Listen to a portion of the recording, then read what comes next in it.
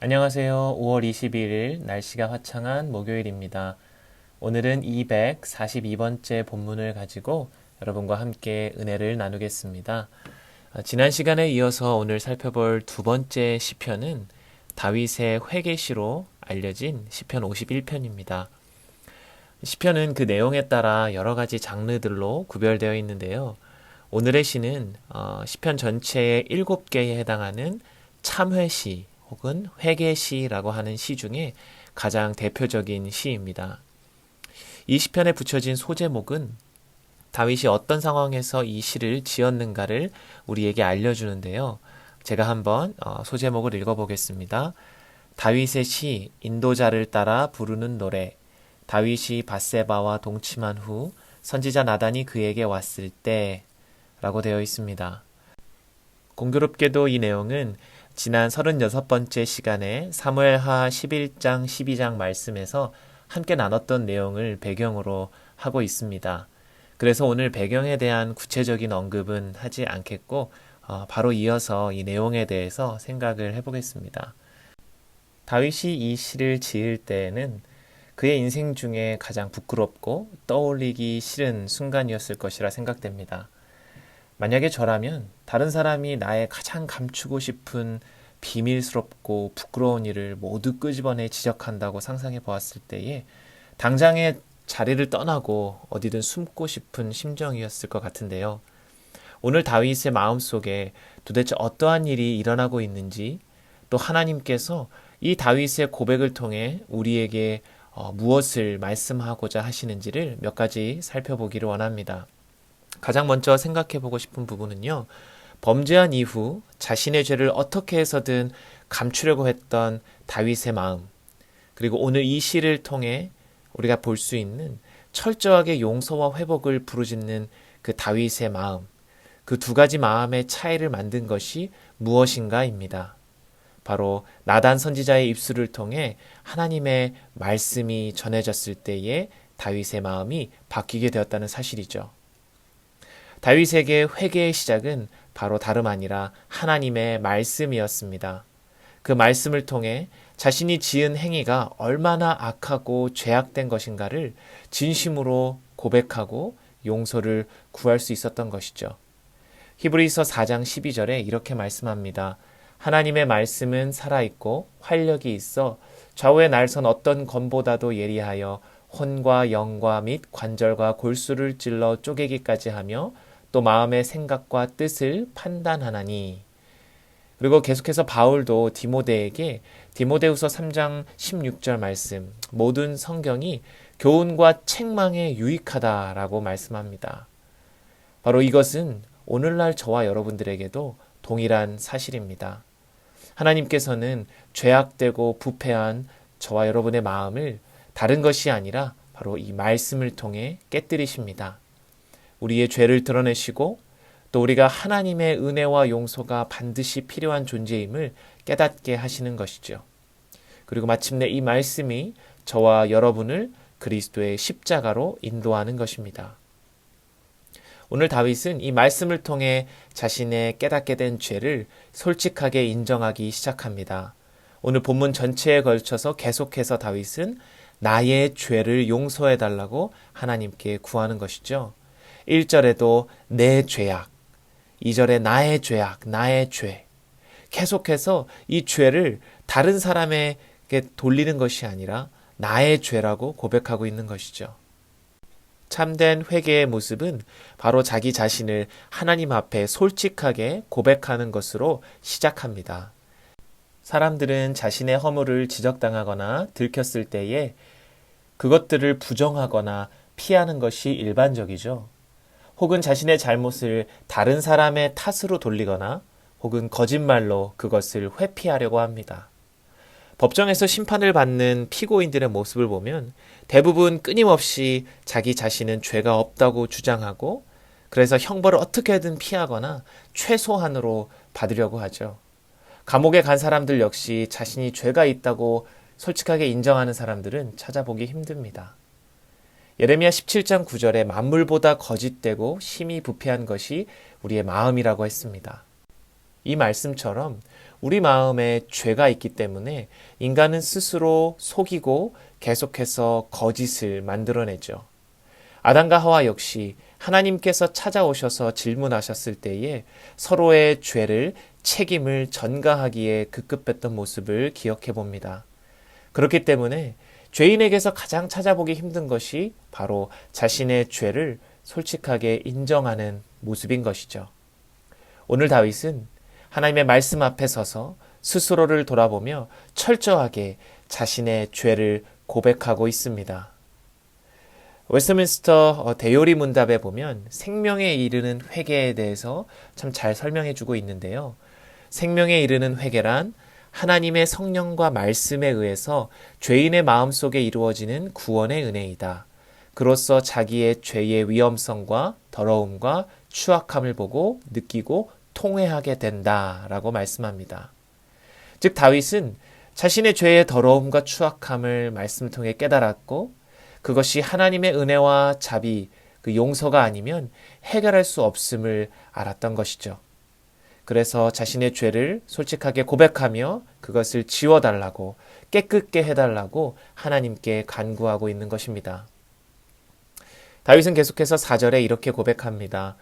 내가 주께만 범죄하여 주의 목전에 악을 행하였사오니 주께서 말씀하실 때에 의로우시다 하고 주께서 심판하실 때에 순전하시다 하리이다. 우리는 이 고백을 잘못 오해해서 다윗이 이렇게 말한다고 생각할 수 있습니다. 하나님, 저는 우리아나 밧세바에게 아무 잘못한 것이 없고요. 오직 하나님께만 잘못했습니다. 다윗은 이러한 의도로 이 고백을 하고 있는 것이 아닙니다. 다윗의 말은 자신의 죄가 단순히 사람과 사람 사이의 실수가 아니라 바로 하나님의 법을 어겼다는 것을 인정하고 있는 것이죠. 옳고 그름의 기준이 되시며 죄를 심판하는 권세를 지신 단 한 분, 그 하나님께 자신이 범죄했다고 인정하는 것은 자신의 죄가 결코 가벼운 실수가 아니라 심판과 진노를 받아야 할 심각한 죄임을 오히려 고백하는 것입니다. 여러분, 우리가 잘못을 저질렀을 때에 가장 먼저 보이는 반응은 그것을 작게 여기거나 혹은 정당화시키는 것입니다.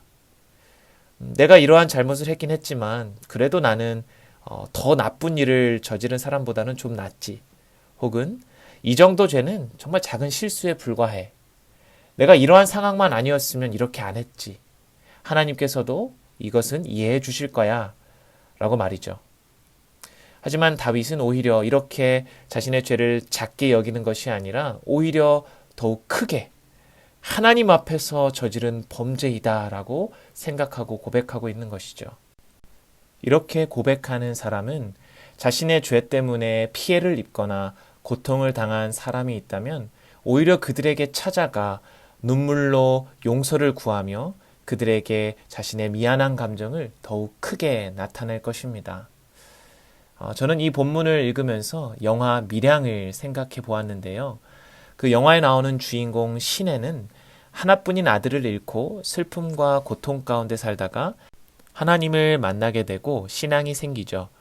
그래서 용기를 내서 자신의 아들을 유괴하고 죽인 범인을 찾아가서 그를 용서하려고 합니다.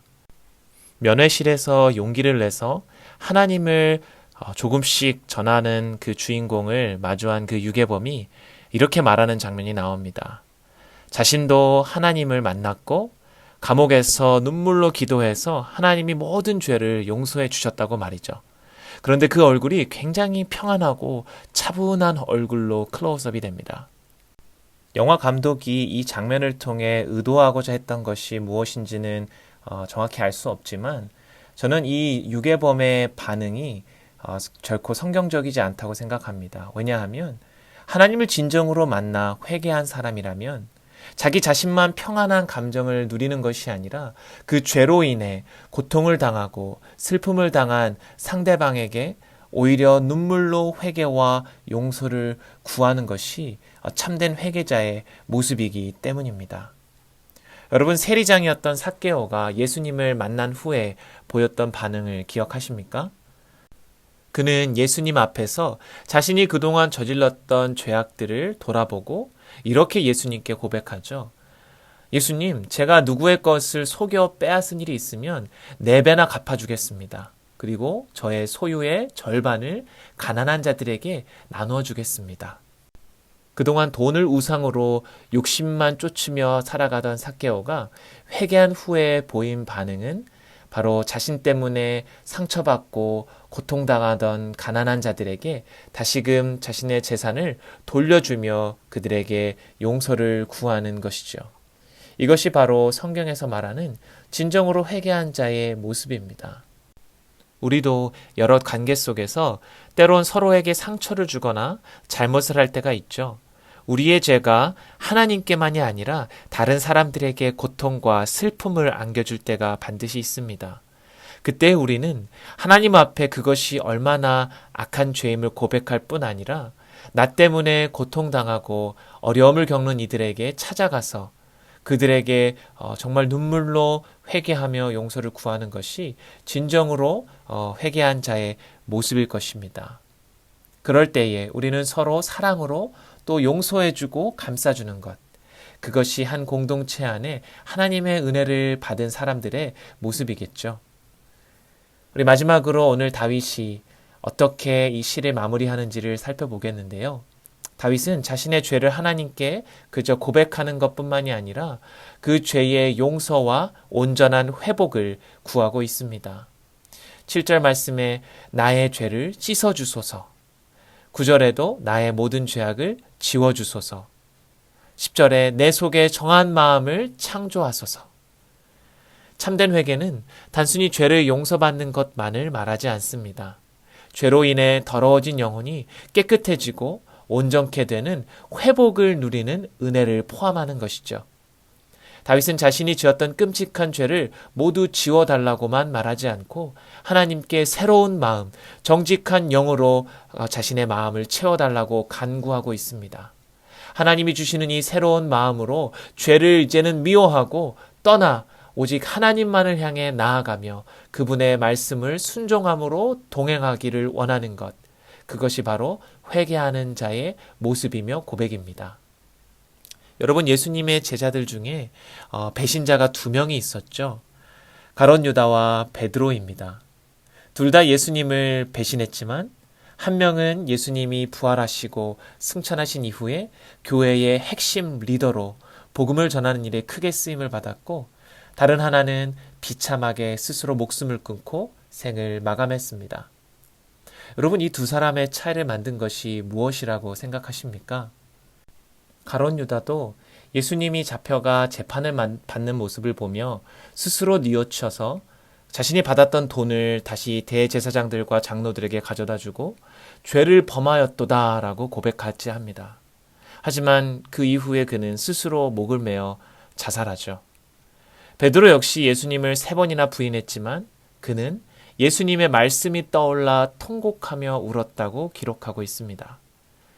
그리고 저는 이 장면에서 베드로가 진심으로 하나님께 참된 회개의 기도를 드렸을 것이라고 생각합니다. 가룟 유다는 스스로의 죄책감에 못 이겨 죄는 고백했지만 하나님의 은혜와 긍휼이 회복되는 것을 경험하지 못하고 스스로 극단적인 선택을 한 것이고, 베드로는 예수님의 말씀을 떠올리며 자신의 죄를 고백하고 회개함으로 하나님의 긍휼과 은혜를, 그리고 회복의 은혜를 경험했던 것이죠. 그저 죄를 뉘우치는 것에서 그치는 것이 아니라 하나님의 죄사함의 은총과 회복을 경험케 하는 것, 그것이 바로 참된 회개가 가져오는 은혜입니다. 오늘 다윗이 구하고 있는 것이 바로 이 죄사함과 더불어 회복의 은총입니다. 그리하여서 자신의 마음이 이제 새로워져서 더 이상 죄의 길로 가지 않고 삶의 방향이 온전히 하나님께만 가기 원합니다 라고 부르짖고 있는 것이죠. 사랑하는 성도 여러분, 오늘 다윗은 마침내 이 회개를 통해 하나님을 찬양하며 노래하겠다고 고백함으로 이 시를 마무리하고 있습니다. 상한 심령으로 주님 앞에 나와 자신의 죄를 솔직하게 고백하고 죄사함의 용서와 더불어 참된 회복을 경험하는 것, 그것이 오늘 이 시를 통해 하나님께서 우리에게 말씀하시는 참된 회개자의 모습과 그가 누리는 하나님의 은혜입니다. 이 은혜가 저와 여러분의 삶 가운데 날마다 넘치기를 간절히 축복합니다. 진리의 말씀 앞에 날마다 나아가시길 바랍니다. 그 말씀 앞에 우리 스스로를 비춰 겸손하게 우리의 죄를 고백하심으로 하나님 앞에 나아가시고 그때에 예수 그리스도의 십자가의 보혈로 인해 우리에게 허락하시는 죄사함의 은혜 그리고 회복을 경험하시기를 축복합니다. 그 경험한 자들이 하나님께 올려드리는 경배와 찬양의 제사가 저와 여러분들의 삶 가운데 가득 넘치시기를 주님의 이름으로 축복합니다. 함께 기도하시겠습니다. 사랑이 많으신 하나님 아버지 감사합니다. 오늘 이 귀한 시편을 통해 저희들에게 참된 회개자의 모습을 보여주시니 감사합니다. 매일의 삶 속에 저희들 주의 말씀으로 우리를 가르쳐 주시고 그 말씀 앞에 우리의 죄를 솔직하게 고백하고 또한 하나님께서 부어주시는 죄사함과 또한 회복의 은혜를 경험할 수 있는 저희들이 되게 하여 주시옵소서. 이 은혜를 경험한 자들이 하나님께 올려드리는 기쁨과 감사의 찬양의 고백을 날마다 우리의 삶 가운데 올려드리는 저희들이 다 되기를 간절히 바라올 때에 모든 것을 주님께 감사드리오며 살아계신 예수 그리스도의 이름으로 간절히 기도드립니다. 아멘.